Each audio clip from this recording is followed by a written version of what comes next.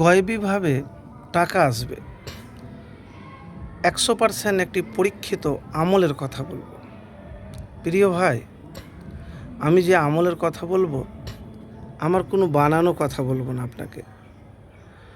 প্রথমেই হাদিস থেকে আপনাকে বলবো। দেখেন, সবাই চায় যেমন জায়গার থেকে টাকা আসুক যেন আমার জীবন সুখের হয়।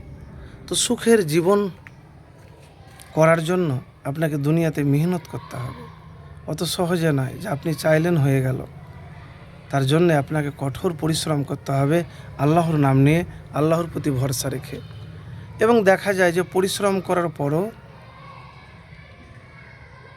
ধনী হতে পারে না বা রিজিকে জুটে না। তো আমি এতটুকুন আপনাকে বলবো যে কখনো নিরাশ বা হতাশ হবেন না। তো প্রিয় ভাই, একবার হাসান বসরি রহমতুল্লাহ আলাইয়ের কাছে একজন এলেন, এসে দারিদ্র্যের অভিযোগ করলেন যে আমার অভাব দূর হয় না, কি করব। তখন হাসান বসরি রহমতুল্লাহ আলাই তাকে বললেন ইস্তেগফার পড়তে, আস্তাগফিরুল্লাহ। তিনি ওই আমল করতে লাগলেন। কিছুদিনের মধ্যে তার অভাব সব দূর হয়ে গেল। তো ইস্তেগফারের অনেক ফজিলত।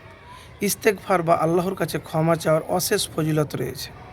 এর মাধ্যমে পাপ মোচন হয়, রিজিক বাড়ে, বিপদ ও পেরেশানি দূর হয়, বৃষ্টি বর্ষিত হয় এবং জান্নাত লাভ করা যায়। দৈনিক ইস্তেগফার পাঠ করলে তা অন্তরকে প্রফুল্ল রাখে এবং ইবাদতে একাগ্রতা তৈরি করে।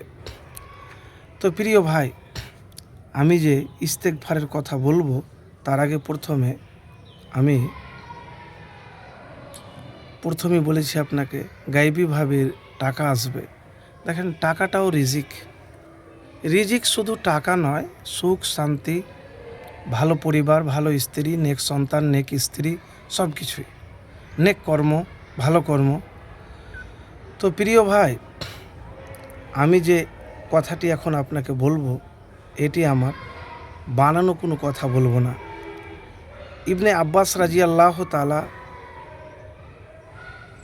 এর বিবরণে আছে, রাসূলুল্লাহ সাল্লাল্লাহু আলাইহি সাল্লাম বলেছেন, যে ব্যক্তি লাগাতার তওবা ইস্তেগফার করবে মহান আল্লাহ সংকট থেকে উত্তরণের পথ বের করে দেবেন, সব দুশ্চিন্তা মিটিয়ে দেবেন এবং অকল্পনীয় উৎস থেকে রিজিকের ব্যবস্থা করে দেবেন।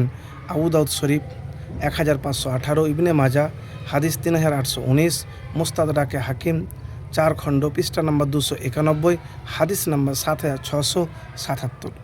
তো আস্তাগফিরুল্লাহ এই শব্দটি কম করেও দিনে 100 বার পড়ুন। কেন? তাহলে আপনার দুনিয়ার জীবনও সুখের হবে আর পরকালও সুখের হবে। আমি যে কথাটি বললাম যে এমন জায়গা থেকে আল্লাহ রিজিকের ব্যবস্থা করে দিবেন যা আপনি কল্পনা বা ধারণা করতে পারবেন না।